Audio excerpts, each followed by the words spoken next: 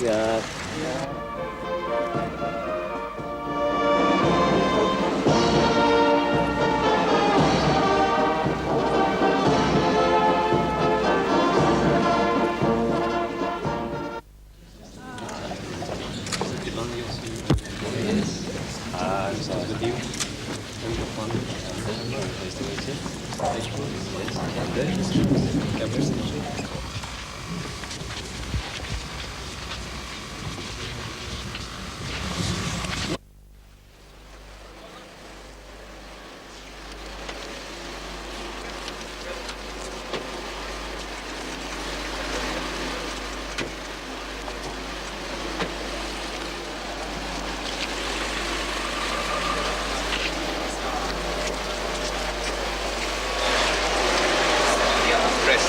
Prime Minister, how would you sum up your visit to India?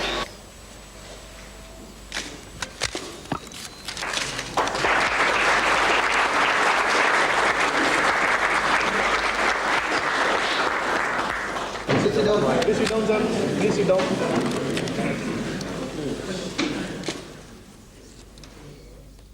J'ai tenu, nous l'avons rappelé ce matin, à ce que le premier déplacement en Asie de mon second septennat fut consacré à l'Inde.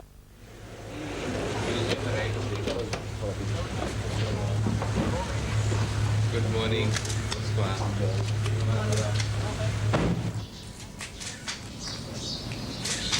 Taking 5%.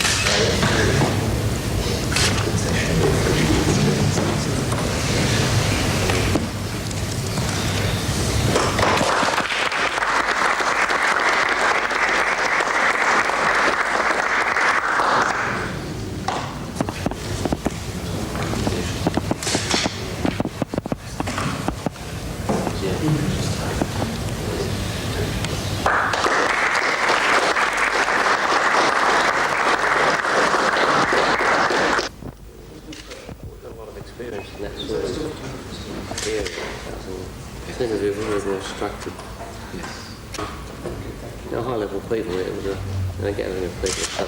Thank you.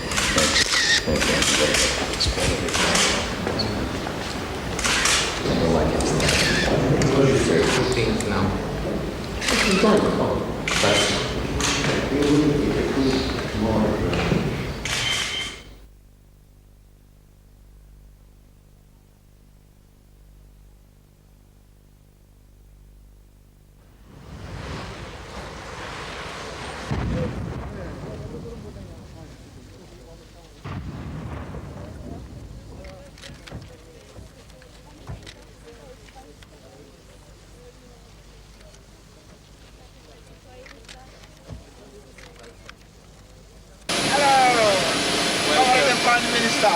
Welcome. How are you? Good to see you. Hello, how are you?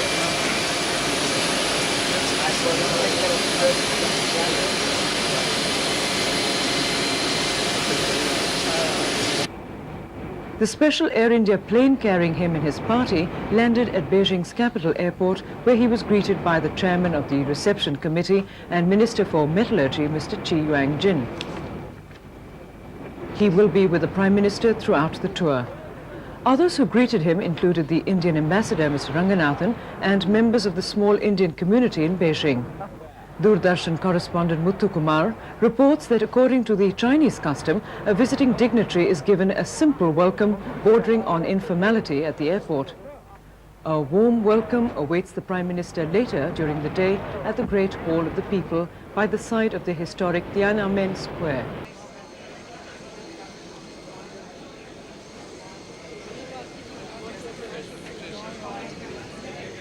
Are you going with a firm hope that Hindi Chini will be bhai bhai again? With a lot of hope. And what specific steps you feel will be discussed which will bring better times in this region? The first is to break the gap that has built up and to bridge that gap.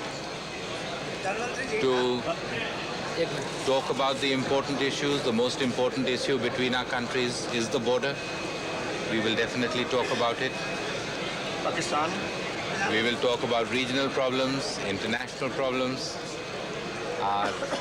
how we can improve bilateral relations and cooperation. And we're looking forward. ये 34 वर्ष के बाद की यात्रा है इससे क्या-क्या उम्मीदें आप लेके जा रहे हैं?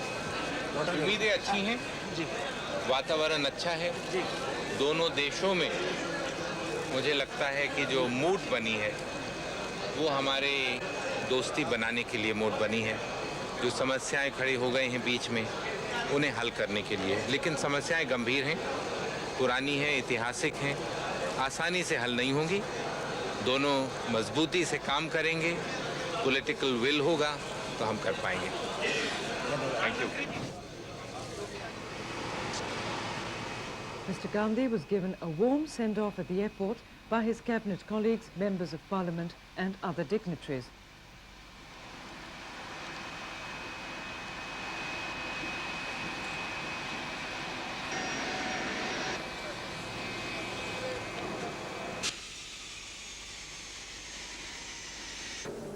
The welcome was the first ever given to an Indian Prime Minister in 34 years.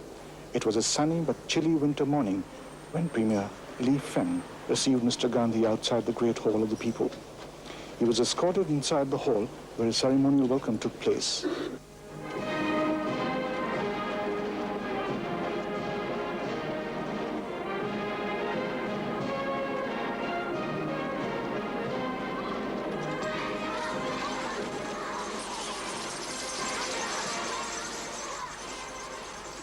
The national anthem echoed here for the first time in 3 decades. और मैंने सन 1951 में आपके नाना जी से के दर्शन किए थे और सन 1984 में आपकी माता जी के दर्शन किए थे और आज आपके दर्शन किए। मुझे बहुत खुशी हुई है। हिंदी कॉन्फ्रेंस मुझे भी बहुत खुशी हुई है। अच्छा, मैंने तो तुलसीदास के रामचरितमानस का अनुवाद किया है और जो मैंने आपको भेजा था आपको मिल गया मिला। अच्छा, बहुत शुक्रिया। अच्छा,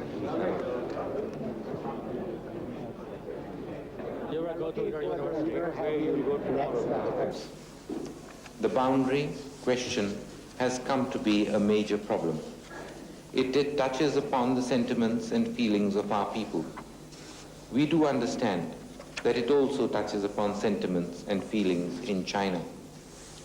We must find an enduring solution to the problem based on an understanding of each other's point of view, which will be in our mutual interest and to the benefit of both our peoples.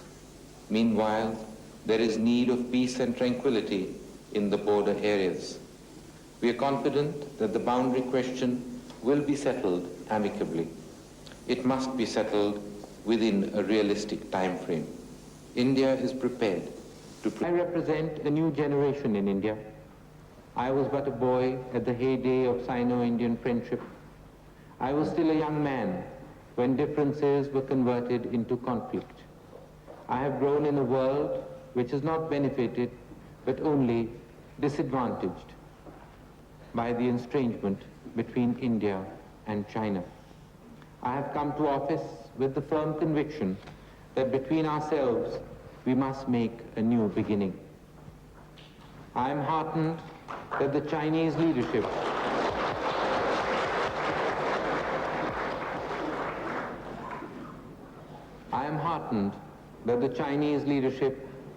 is more than prepared to put behind us past rancor and past prejudices. We must find an acceptable solution to the boundary question within a realistic time frame. This can be achieved in an atmosphere of mutual understanding and mutual confidence.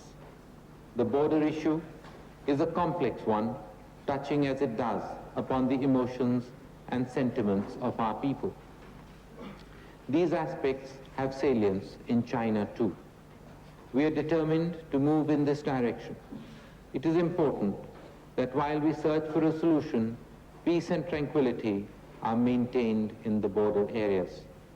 I have every hope that during this visit, we will, together with our Chinese friends, build a better political climate for the solution of the border issue.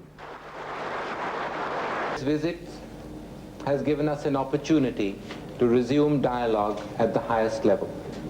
This dialogue had remained suspended for much too long. Good morning. Good morning.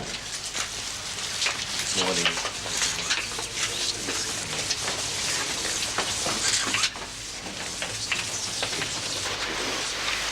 Mixed.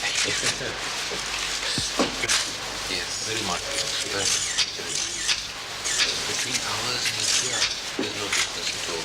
I believe that sustained peace can be assured only in a world where violence yields to non-violence, hatred to compassion, intolerance to tolerance, deterrence to coexistence, and narrow segmentation to a sense of common humanity. We represent not only our own peoples, but the constituency of peace, which embraces all continents and countries and includes vast millions even within nuclear weapon countries. The major powers have recently agreed to resume discussions on nuclear weapons. This is a good development and we welcome it.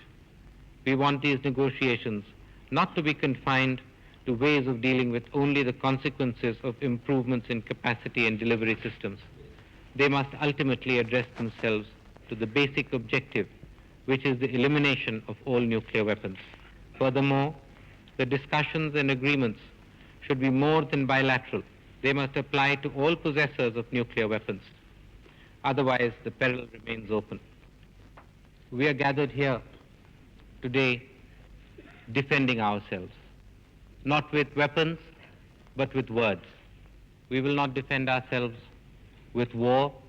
We will defend ourselves by building a public opinion against war. Nancy and I take great pleasure in welcoming you and Mrs. Gandhi to the White House today.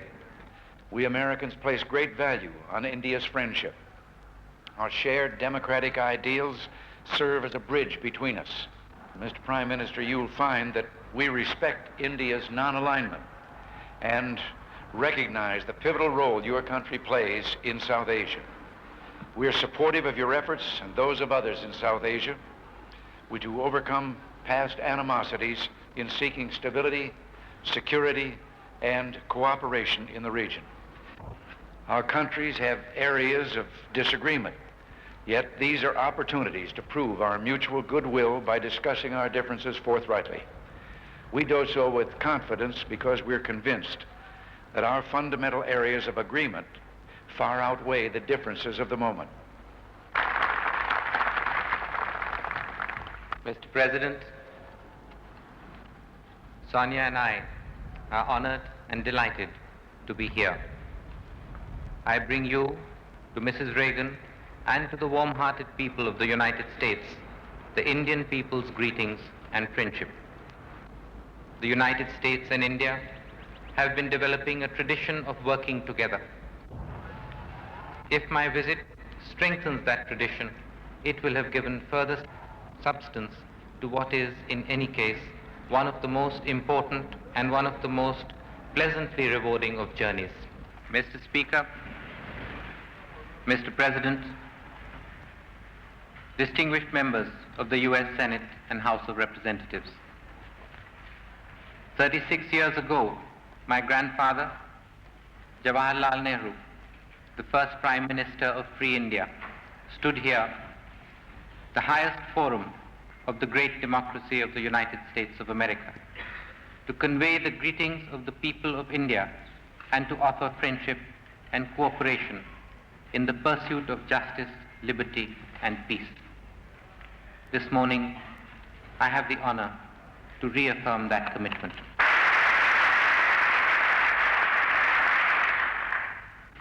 Our task today is to bring India to the threshold of the 21st century, free of the burden of poverty, legacy of our colonial past, and capable of meeting the rising aspirations of our people. This will require sustained effort on our part.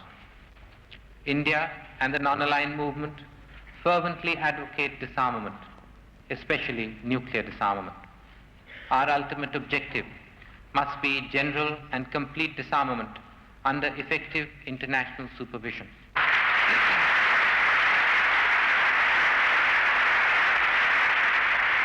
Millions of poverty-stricken people in Asia, in Africa, and in Latin America are denied fulfillment of basic human needs. Even today, starvation is a stark reality in some parts of the world. The ravaged faces of men and women and children seeking food are an indictment of the existing world order. The great moral paradox of want amidst plenty is yet to be resolved. It is in this larger perspective that we have to consider the role of the ILO. What we do here must relate to the major issues of our time. Else, our work and our achievements will not endure. We in India believe that the crisis of our age can be resolved only through a renewal of commitment to the principles of the UN Charter. The ILO, the oldest representative of international cooperation, is a most appropriate forum for us to reaffirm that faith on which the United Nations was founded.